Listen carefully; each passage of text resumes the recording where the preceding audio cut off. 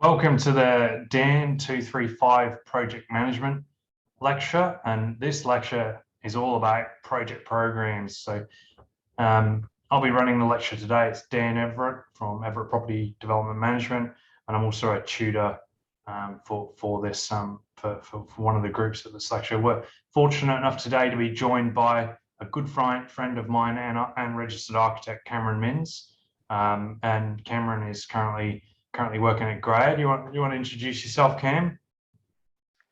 Thanks, Dan. Yeah, so my name's Cameron. Been working in traditional architecture firms since university, and I've just, in the last couple of years, moved into a development and building company, just for a bit of a change of scene and a different look on the development process. Yeah, brilliant. So yeah, Cam, funny enough, Cam and I have worked, well, we've studied together for many years in the Bachelor of Design at QUT, and we've done exactly the course that everyone at the Masters of Architecture cohort is doing at the moment. So we did the Masters of Architecture together as well. Then we went out in industry together and rolled up our sleeves and did a lot of design work together, specifically residential when we first started, and a bit of commercial and retail too, a little bit of warehouses, and then yeah, Cam progressed through did a bit of an apartments, and now you're doing a bit of a mixture of design, architecture, building and development. So, and my business, I sort of at the moment we're focusing a bit on development, I guess property development management, helping clients through the journey of this process called property development. So let's delve into what this lecture is all about. So project program or timelines, I like to call the big picture timeline the development program, and I like to term it in that way because it's the overall journey of when you start a project through to when you finish, and that's a different journey depending on what hat you're wearing and what discipline you were in. For example, a town planner, their journey may only be from maybe a week before the DA is lodged, and they're getting all the drawings, and then they're lodging, and then they may be done right at the end of the development approval. So they may only have a small window of opportunity working on the project. The architect would have a longer journey. The development manager or project manager assisting the client would have an even longer journey, and then the client or the developer has the longest journey. So yeah, Cam and I will shed a bit of light on the client's journey or the development program.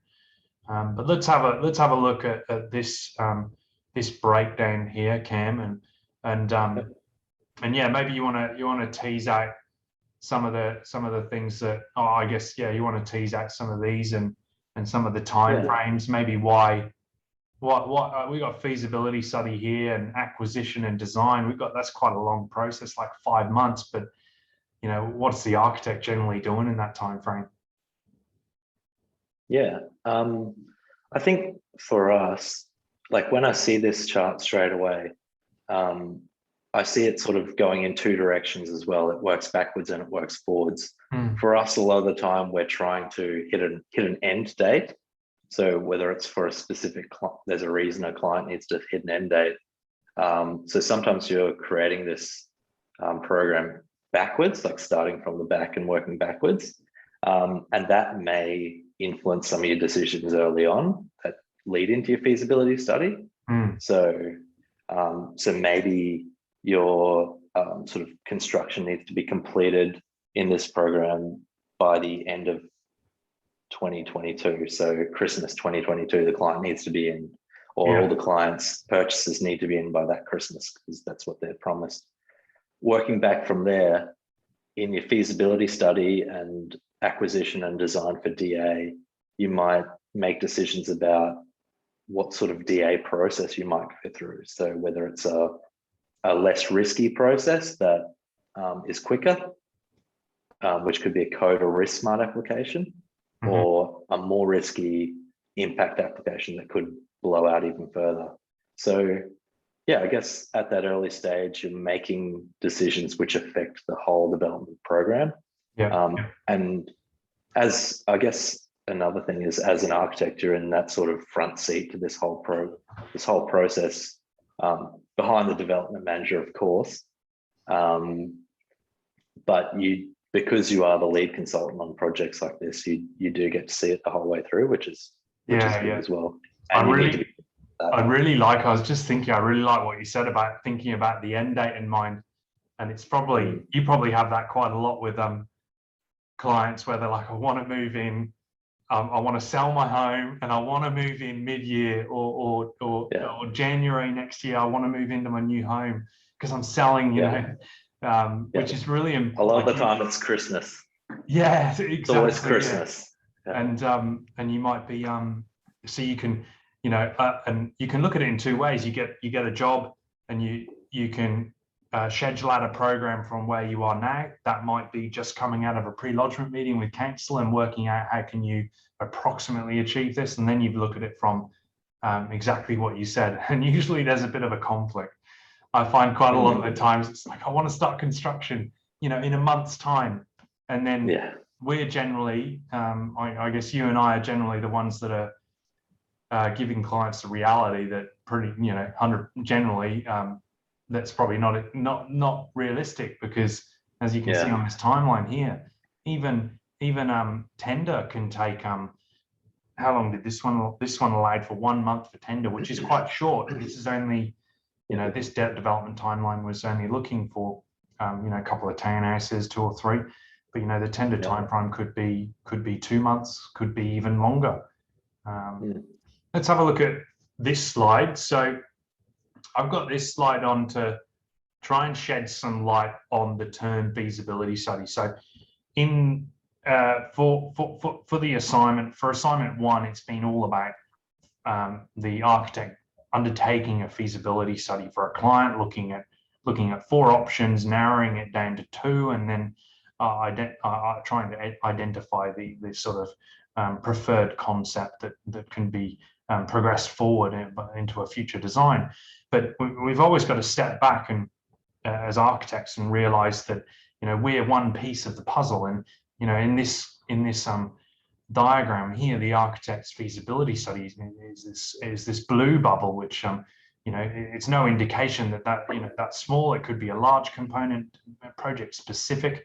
We've also got, you know, on this example here, environmental and heritage and environmental consultant, where, you know, Cam and I might be working on a project together now that doesn't even need a heritage environmental consultant, but then the next one we might have a heritage consultant, an environmental consultant. We might have, you know, sand management requirements for geotechnical engineers with waterfront sites. And but yeah, this slide was really to just to understand that the client or the developer's feasibility study really has to factor in quite a lot of things, and then as the architect, we are one piece of the puzzle. So in this assignment, we produced that feasibility study, but then, you know, there's a myriad, multiple other things that come to the party. But while Cam's here, with your experience now, I guess on the builder's side of work, but I've indicated here contractor's feasibility study, and we did have a QS that did a lecture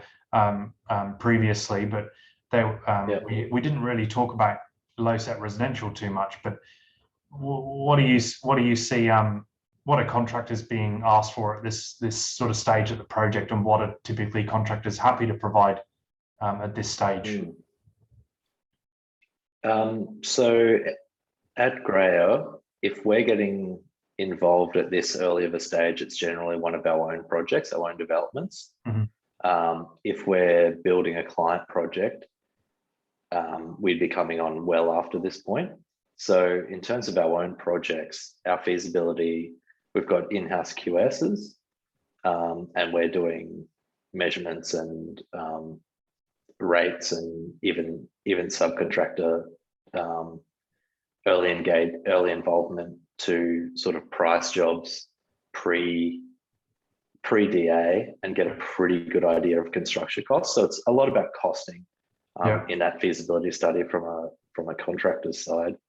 From the architect's side, you're really, like this diagram says, you're really providing your piece to the team and letting the team do most of the assessment. You're really providing your expertise to give the developer or the developer's manager the information they need to make educated decisions. And I think the other thing this highlights for me is how important that project management or development management role is. As just being one of the small consultants in the team, if you're not getting fed clean information and really concise information and coordinated information, it makes it very hard to provide the right advice that the development manager needs, if that makes any sense.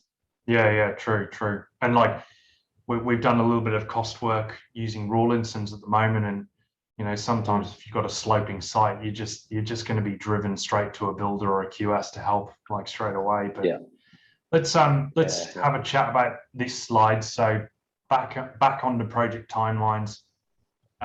We're gonna look from start of job, so even before your client has acquired a site, back into the due diligence, and we'll just all the way through to the DA, which is a development application, so all the way through to the development application approval.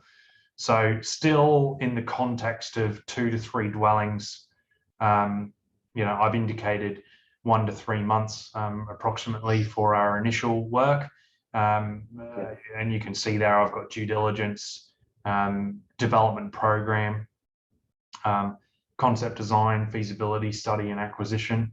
And probably before I'll probably tap back into this component here, because this is all about time, this one, but the development program, I think we should probably have a think about that, about how I guess you, Cam, were making development programs, maybe earlier on in your career as an architect, because I know when I was doing timelines early on, it's very different to how I would do a timeline now. Just having a bit more of a broader understanding of the client's journey with, for example, tackling obtaining finance for these types of projects, and understanding how they're going to market and lease and sell. But the architect is typically only thinking about their involvement of their design phases, achieving various milestones of authority applications. But the development program straight up, how are we? What's some things you like to do to sort of weigh up against you've got the development time frame, and then trying to fit in your work according to that as well. Or you can engineer that question how you see fit, but just trying to get an understanding of how are you sort of managing your time throughout that phase. So early on, we've kind of got, when you do the process a few times over the years, you kind of have a gut feeling for how long each type of project will take. And like we might be able to just figure it out in a minute, but I'm just thinking we're straight out of uni, straight into like 1 year of office, and it's going to be probably quite complex to put together a timeline. But massively complex, and the key is setting realistic timeframes, and so giving yourself the time to actually do the job properly. And like sort of, I'm seeing your timeframes here, and internally we know we can smash these timeframes and get things done a lot quicker. But we'd probably still, if we were realistic about everything, still set the larger month timeframes. Like you have. Just big picture. And if you beat those timeframes, then that's a good thing. But if you go over timeframes, it starts looking bad for you as a practitioner. No, 100%. And time is money at the end of the day. It's an incredible factor. And one thing I'd say to the students, watching this lecture is don't be afraid to ask your colleagues and people in industry about time. I'm the first to ask on my jobs, specifically current times with supply issues, labor shortage, material availability is, what we may have constructed for 3 months on a low set dwelling, 3-bedroom house is taking 6 months now. It's literally residential low set is double amount of time frame. So if I had Cam or another builder building a project for me, I'd be asking during the feasibility study phase, hey guys, I've just created this program. I'm roughly thinking this for a sort of a construction time frame, starting here, finishing here. Do you think that's achievable? Do you think it's reasonable? Have we made allowance for contingency for material supply and also contingency for wet weather? We might have a month of wet weather contingency we need to allow for. So it's once you've been in industry for a fair few years, you'll probably be able to do this without asking any questions or asking for any advice. But for the first number of years, you got to ask around, ask the project team, and I definitely do on complex projects and new projects. So let's go a little bit back into here. Just a quick, go. One more quick one on that one is another thing that we've started doing with the sort of luxury residential clients is actually adding in a time frame between each of those stages for client feedback. True. So like that's something that often doesn't get programmed in, but sometimes just gets pushed out week. And then all of a sudden you're 3 weeks, everything's 3 weeks behind. And that was a nothing thing that wasn't in the program. Yeah. So for us now, we keep a client feedback period in between every stage. And if that client feedback period gets pushed out, we update our program to make sure the client knows that, because if their feedback's slow or they're taking a long time to make decisions, then that's affecting the program, and just making sure they're aware of that. That's actually really insightful. Big one for us. And I could chat about this stuff all day. But yeah, the client, and then every client's different. So one client you might have 5 decision makers, another client might be sole decision maker, very, very different for that window of review and approval. Let's tap back into this one. So a DA assessment. So I had about 2 to 3 months here for designing. So we're designing, getting ready for our DA application. Clients acquire the site. So Cam, I've got a question mark here for DA assessment. Why is there a question mark there for DA assessment? Because council is a very big unknown, and even a town planner. So we avoid this question like the plague. We always try and push our town planner to give us his recommendation on the time frame. So, and then we forward that information on to the relevant stakeholders. So, because it's not really our area of expertise, development assessment, we're not seeing it every day. We're not really in tune with council's movements at the time. Sure. Because it does vary depending on the mood and of council and the macro environment. So this one's really for us asking the town planner to give his thoughts and then basing it off that. But it's stepping back into this frame of advise on your expertise, advise on your discipline, and same here, 100%. Cam, development assessment is a wild journey of a ride. It can be. We could be talking 1 month with a risk smart DA, or we could be talking 2 years with a refusal and a planning and environment court appeal. So it is it's just one of those considerations that needs to be made. So and another thing, Cam, is that the decisions made in this feasibility study, you should generally know. You should be able to, after you've undertaken the concept design and feasibility. So you should roughly know then what your DA assessment fees are. But if you're in, if you haven't as an architect undertaken concept design and done a bit of due diligence and feasibility, so you're not in a position to understand or even try and conceptualize a DA assessment timeframe, because you just have no idea, no idea what you're designing. So yeah, very cool, very. And that's really the key part in the pie or the diagram you had of the architect's role for the FISO, is giving that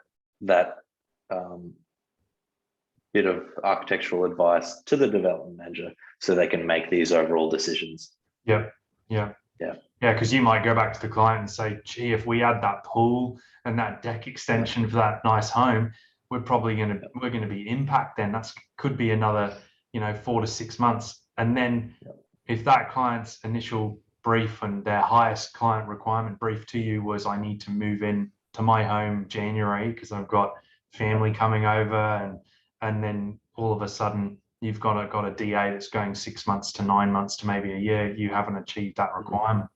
And then let's go on to this one. So now we've got our DA approval, 2 to 3 dwellings. And now we're going to look at what we do generally there forward. A couple of question marks again. Tender, I'm pretty confident that we could achieve a tender. And when I say tender, I mean tender generally to a head contractor. May or may not include demolition, but for the purpose of this, let's just talk about building the building. 1 to 2 months. Typically 1 month is quoted quite a lot, and that 1 month would be suitable for a home, a small subdivision, or even a small commercial development as well. It's sort of a time frame the industry expects is around a month. But just bear in mind that that month is just for the window of opportunity for the head contractor to tender to subcontractors.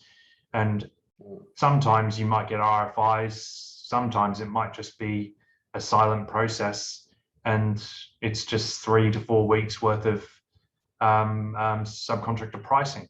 And this additional month is generally fine-tuning, reviewing, calling up the architect and going through the tenders, conforming, non-conforming, what may need to be changed, are we on budget? So I'm happy to chat about tenders, but Cam, let's have a look at the step before. So we got DA approval, and we've got to go from that journey through to tender. Tell me a bit about what's happening there. So this one is probably got a question mark above it because it is reliant on a lot of people. So at this stage, there's a lot of consultants being engaged, a lot of different professional advice to sort of coordinate. Coordination is probably one of the things that I see is done the most poorly in the industry. It is hard. It's a hard process, but it is also good coordination makes for good construction. So I guess coordinating the consultants, receiving consultant advice. So all of a sudden you're relying on 10, 20 other parties to hit timeframes for the overall development timeframe to work. It's really I think insightful. that's probably the biggest. It's really insightful what you said here, because quite a lot of my clients will come to me after a DA approval. I've got because this is a journey that an architect and a town planner can drive, and you may be able to achieve with only a handful of consultants, sometimes even less, assuming that you've dealt with your due diligence consultants up front, like your surveyors and your geotech and the like. But the actual DA can be produced. The bulk of the work is the architect. But as Cameron's just said, this detailed design phase can skyrocket to 10, 15 consultants in a heartbeat. And then someone's got to be ready to look after that. And generally the best projects that I work on is when the architect is fully involved, looking after that process, making sure their documents are watertight, coordinated, key assets are drawn in their drawings, levels have been considered, and just de-risking the process. The more coordinated, I love it when we enter this detailed design phase, because I just see that the drawings getting more and more coordinated, and then I'm just like, yes, construction is going to be so much more easier, because everything's getting dealt with, all of the issues are getting dealt with. There might be a few last minute things at construction that are quite difficult for us to control, like construction methodology and sort of temporary works and the like, but yeah, that's a great phase. So construction, so I'll pick your brain, because you are on the building side now, so you can shed some light. But I got another question mark there. So actually, one reason I put a question mark there is because we know it's 2 to 3 dwellings, and I probably wouldn't usually put a question mark there. I guess there's but site constraints maybe, but then COVID as well with the supply issues. So there were some things I was thinking, but yeah. What about yourself? Like, I guess architect's hat, builder's hat. What are you thinking about construction timelines? In terms of timelines, we've generally found so far that if you've got your ducks all in a row during the detail design and tender phase, equipment spec'd, finishes are picked, your value management's been done. So maybe after that tender phase, that's another one that we have in our schedule, is a value management stage. Yep. Because often the price that, is maybe we'll look at that term like value management. That's sort of like alternate design options, maybe another way to say that. Cost saving options. Yep. Sometimes the first thing that you spec isn't always the best thing either. The greatest thing for me about being a part of a construction company is getting access to the subcontractors, and using their knowledge to feed back into the design. So a lot of the time an architect will pick a light fitting that's from Sweden, and it's got a 6-month lead time, and it's a very hard thing to build like that. Whereas the electrical subcontractor might have a light fitting that looks almost identical, performs the same, and if that's acceptable, then it's a clearly better way to proceed. So for us, getting your specs done early and your value management done, so everyone's on the same page. Construction timeframes have actually been pretty good. Like, we haven't had huge blowouts. The huge blowouts come when you haven't picked tiles, or the client hasn't agreed on any tiles, and you're getting 2 weeks out from needing to lay tiles, and then you pick a tile that's got an 18-week lead time. True. Like that. So just not being organized is probably the biggest strain on construction timeframes. Which is something you can't avoid completely. There'll always be little things here and there that are just always going to be outstanding, but getting the bulk of the things done and dusted, specified. And I've got a pretty good slide now that's going to shed some light on time. So especially about decisions. So this is an example job that has a peak exposure in terms of financial outlay of nearly 12 million, and it's got a time frame you can see here from August 2018 up till December 2021. So it's a reasonable sized job. It's gone over a long period of time, and this is an example of startup job is generally acquisition. So there's an outlay of just over $1 million, and then you can see here the general outlay for design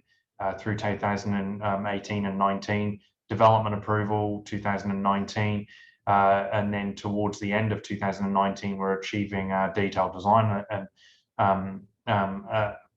detailed design and post DA authority approvals like the BA and the like, and then you're starting construction, and then it really starts to, you're spending money fast. And then the difference between the two colors, just for people listening, the blue color is an example of equity or cash, and then the pink is an example of a mortgage or a bank coming involved. And you can see after construction here, the cash flow starts to rapidly increase, and then as we tail out after construction completes, it starts to actually rise into profit, and that's because we're achieving settlements and we're selling the project. A lot of this might be quite complex, but the context of this slide was just to understand that time is money, and every month on a job is a cost. There's holding costs all around the project, so we've got to be very, very conscious of delivering our projects on time and being on top of our timelines, because and also in principle making clients aware that there's a cost for design. When I guess when thinking about this, when clients come to architects and go, well, what's your budget? Cam can probably shed some light on this. You get this a lot. So Cam, a client comes to you and said, I got a budget of 1.1 mil, and then what do you respond to that? Like, what I've got a budget. What's that? What does budget mean? Yeah, exactly. And the classic one is XGST, Inc. GST. Yeah. The construction industry is XGST, but the average person is including GST in their thoughts. So there's often a disconnect between the client and everyone else in terms of XGST, Inc. GST, and that's a lot of money on 12 million bucks here. Yeah. If you get that wrong, you're a little bit out. Yeah. So yeah, we always do a return brief to the client in terms of budget to make sure that we're all on the same page about what your budget is.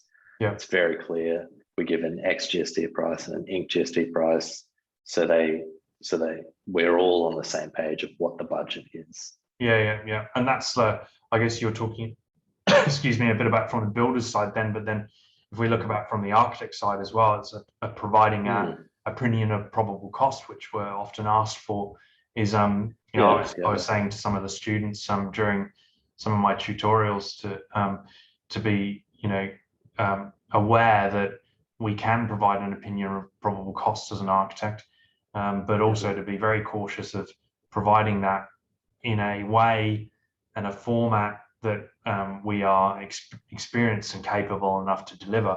So just because we've been working for a couple of years, it doesn't mean that we may be the best person for the job to advise on cost.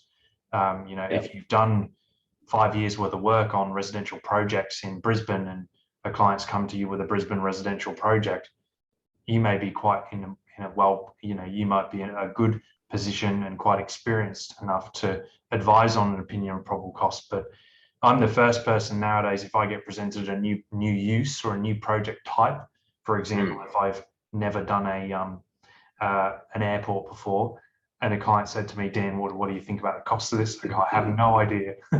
I have no idea. And there's probably 10 people I can think that I would ask that. I would ask advice for, and I'd recommend asking advice for rather than me on airports. But and even then, so I've been working in luxury homes for a decade, and the price rises and fluctuations in price that are happening now have never happened in that time. So I might think I'm pretty good at picking the price of a house, but in the last 6 months to a year to the next 6 months, I'm completely out. And if I'm advising my client that, oh, your house will probably cost this much, by the time I'm finished designing, that's completely out the door, and I've just given incorrect advice. Potentially not covered by my insurance. 100%. No, I understand that, because and these current times at the moment, it's a flex on cost and a flex on time that we've just got to be really cautious and build in contingency, ask around, and make sure that you know, we're pretty fluid on what we're doing. But the other thing is that, so when I start a project, for example, I'll do a development program, and I do that in the feasibility study phase, and we generally track this and manage it on the way through. Of course, it'll get more detailed as we progress through the project, but generally, I like communicating this to the client with regular updates, and that would generally be monthly. May not need to be that that much updating if we're delivering the program, but if there's any changes to the program, 100%, we've got to make sure we're communicating. So, all right, Cam, any last last comments before we close out the Q&A? I guess the biggest one of the it's such a common argument, and it's a really easy way to piss off your clients and annoy everyone on projects is to run over time. I think as a professional, you should be setting realistic timeframes and making sure you hit them, I guess. If you're setting your timeframes, just making sure you hit it. It's a really professional thing to do. And if you do that, everyone will be happy and projects generally go well. Yeah. No, thanks, Cam. And yeah, I really appreciate you joining today. It's been great content. I think I would love to get this talk when we were going through masters together. So yeah. Thanks, Cam. We'll talk soon.